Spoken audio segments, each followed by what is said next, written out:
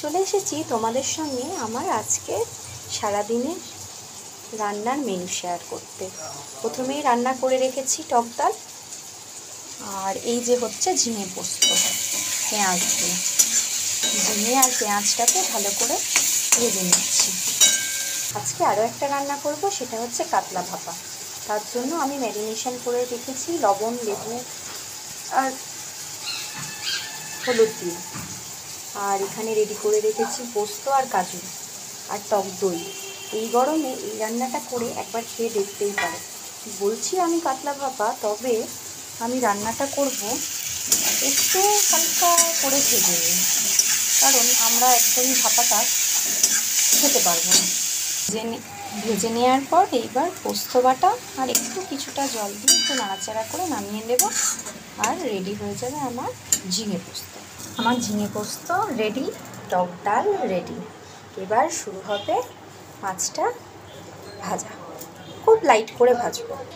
এইবার দই কাতলা করার জন্য আমি মাছটাকে হালকা করে ভেজে নিয়েছি, আর এখানে কাজু বাটা, পোস্ত বাটা আর স্বাদ মতো লবণ, আর দিয়ে দিচ্ছি টক দই। এই মিশ্রণটাকে ভালো করে ফাটিয়ে নেব। এর মধ্যে আমি ব্যালেন্স করার জন্য একটু চিনিও দিয়েছি, তোমরা তোমাদের স্বাদ মতো দেবে। এরপর এটা আমার কাছে এইটুকুই বাটি ছিল, টিফিন কোটো আর কি। এটা দেওয়ার পর এটার মধ্যে একটু কাঁচা সর্ষের তেল একটু ভালো করে ম্যারিনেশন করে নিতে হবে। তারপর দেব লেবু,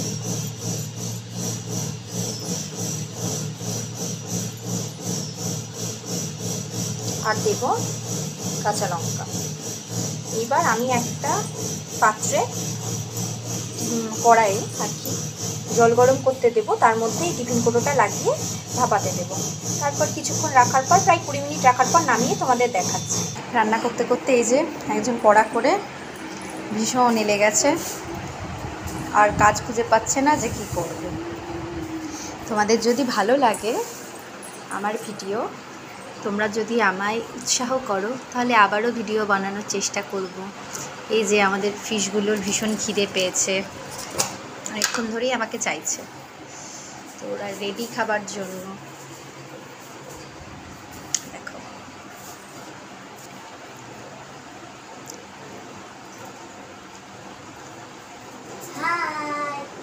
এই হচ্ছে আমার কাতলা ভাপার ফাইনাল লুক। আজকে তোমাদের সাথে সারাদিনে তো মেয়েরা অনেকই কাজ করে, তো তার মধ্যে আমি কিছুটা তোমাদের সঙ্গে শেয়ার করলাম আমার রান্না। তারপর বাকি তো আরও সারাদিনে অনেক কাজ রয়েছে। আমার ভিডিওটা যদি ভালো লাগে প্লিজ একটা লাইক করে দিও, আর আমার চ্যানেলটা যদি সাবস্ক্রাইব না করে থাকো প্লিজ একটু সাবস্ক্রাইব করে দিও। আমি চেষ্টা করছি যদি সম্ভব হয়। টাটা।